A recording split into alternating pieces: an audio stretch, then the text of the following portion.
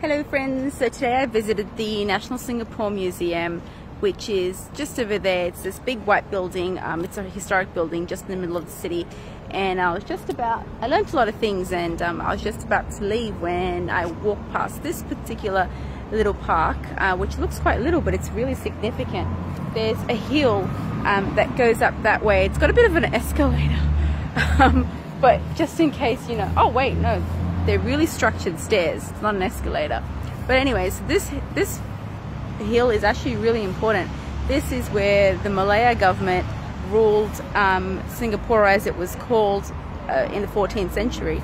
This is where they were based, just over here. And this little place is called Fort Canning Park. And then in that was the 14th century. Then in the 19th century, the British ruled, and this was where their administration center was. It was just at the top of the hill there.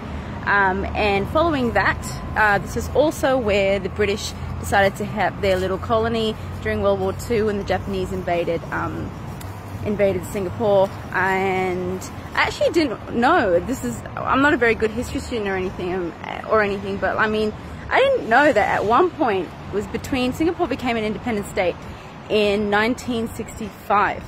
And between 1963, I think it was, to 65, Malaysia and Singapore were actually the same country. And they were trying to, work it out. Singapore is an island.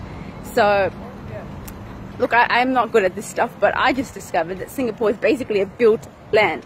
And so all of the trees, the reason why Singapore is called a garden city is because I think it was during the 1960s to the 1980s when Singapore, I'm just going to get rid of this hat, it's really annoying me. The Velcro is screwed up.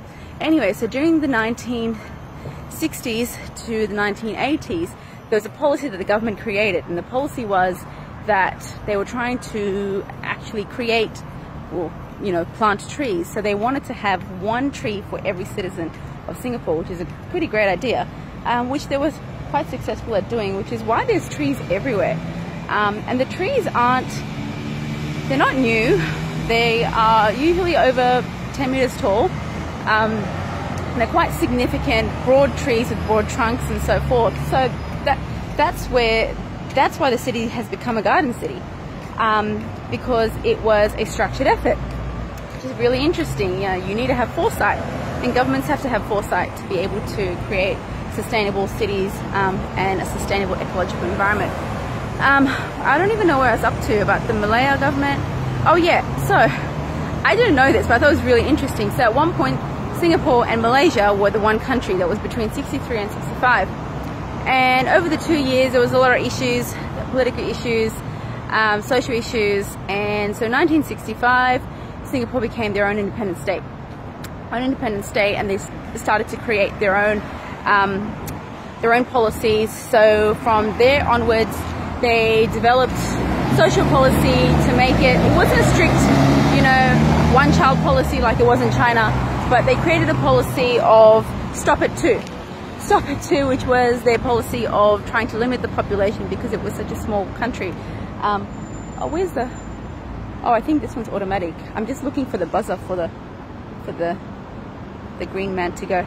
But yeah, so that's pretty much some of the things I learned. It was a really cool museum.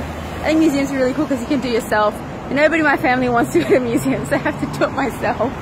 But yeah, anyways, hope you enjoyed my little vlog today. I'm going back and it's really hot and humid, but I'm used to it. So anyways, hope everyone's having a fantastic Tuesday. And you're all well and fine and dandy and everything else. And yep, peace out.